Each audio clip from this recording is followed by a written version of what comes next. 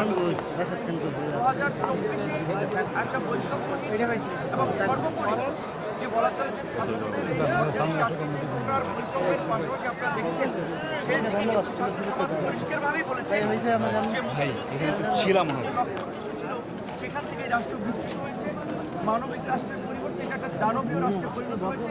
কাজে এই ফ্যাসিবাদী কাঠামোর বিলোপ এবং নতুন রাজনৈতিক বন্দোবস্ত এই এক দফা দাবিতে আপনারা সকলে ঐক্যবদ্ধ হন। কাজে এই রাষ্ট্র যে ব্যর্থ হয়েছে, অকার্য হয়েছে 53 বছরে, সেটি কিন্তু এই ঘোষণার মধ্যে দিয়ে প্রমাণিত।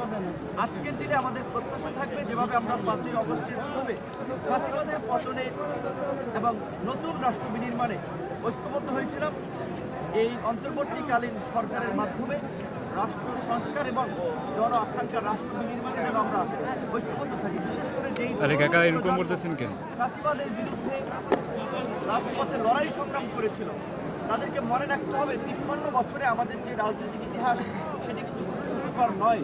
কেউ কথা রাখেনি, যারাই ক্ষমতায় গিয়েছে তারাই লঙ্কায় গিয়ে রাবণের ভূমিকা অবতীর্ণ আছে। কাজে আজকে এই যে আমরা সাধারণ মানুষ হিসেবে চাই রাষ্ট্র হিসেবে বাংলাদেশে কিছু প্রতিষ্ঠান থাকবে, একটা স্বাধীন শক্তিশালী বিচার বিভাগ, একটা স্বাধীন শক্তিশালী গণমাধ্যম, একটা নির্বাচন কমিশন, এই ধরনের প্রতিষ্ঠানগুলো গড়ে তোলার পাশাপাশি একটা রাষ্ট্রকে টিকে থাকার জন্য কিছু মৌলিক ভিত্তি, একটা জনবান্ধব প্রশাসন এবং নাগরিকদের মধ্যে রাষ্ট্রের প্রতি দায়বদ্ধতা, সেটা কিন্তু এই তরুণ প্রজন্মকে দায়িত্ব নিতে হবে। 1971 সালের তরুণরা স্বাধীনতা অর্জন করেছিল কিন্তু স্বাধীনতা রক্ষা করতে পারে নাই, যার ফলেই দেশ উল্টো পথে চলেছিল। আমার দৃঢ় বিশ্বাস আজকে তরুণরা সরকারে আছে, আগামীর সরকারেও থাকবে, বর্তমানে রাজনীতি করছে এবং তরুণদের মাধ্যমেই এই আগামীর নতুন বাংলাদেশ গড়ে।